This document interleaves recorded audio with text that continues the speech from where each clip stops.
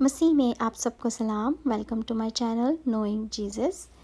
خداوند کی زندہ اور پاک کلام میں سے آج ہم پڑھیں گے زبور کی کتاب میں سے زبور 23 سام 23.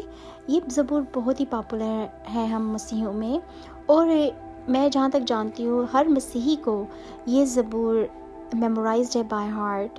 مجھے میمورائزڈ ہے بائی ہارٹ، اور اس چھوٹے سے مختصر سے زبور میں ہماری ساری زندگی کا بیان ہے.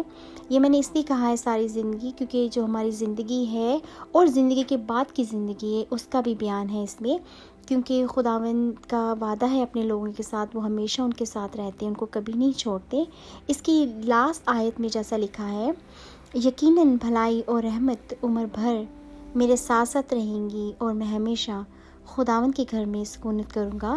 تو یہ خداوند کا وعدہ ہے اپنے لوگوں کے ساتھ کہ وہ ان کے ساتھ ہمیشہ رہتے ہیں اور رہیں گے. اور اس زبور سے مجھے بہت سکون ملتا ہے جب میں یہ پڑھتی ہوں.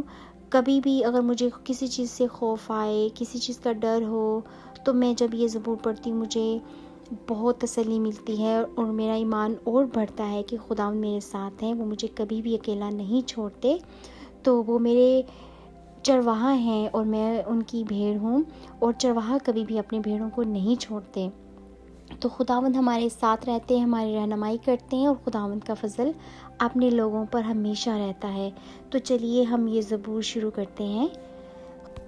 خداوند میرا چوپان ہے، مجھے کمی نہ ہوگی. وہ مجھے ہری ہری چراگاہوں میں بٹھاتا ہے، وہ مجھے راحت کے چشموں کے پاس لے جاتا ہے. وہ میری جان کو بحال کرتا ہے، وہ مجھے اپنے نام کی خاطر صداقت کی راہوں پر لے چلتا ہے. بلکہ خواہ موت کے سائے کی وادی میں سے میرا گزر ہو، میں کسی بلا سے نہیں ڈروں گا، کیونکہ تو میرے ساتھ ہے. تیرے عصا اور تیری لاٹھی سے مجھے تسلی ہے. تو میرے دشمنوں کے روبرو میرے آگے دسترخوان بچھاتا ہے. تو نے میرے سر پر تیل ملا ہے، میرا پیالہ لبریز ہوتا ہے. یقیناً بھلائی اور رحمت عمر بھر میرے ساتھ ساتھ رہیں گی، اور میں ہمیشہ خداوند کے گھر میں سکونت کروں گا. آمین. Thank you for reading with me. God bless you all. اگر آپ کو میری ویڈیوز اچھی لگتی ہیں تو پلیز ان کو لائک اور شیئر کریں دوسروں کے ساتھ. ملتے ہیں نیکسٹ ویڈیو میں، تب تک کے لیے خدا حافظ.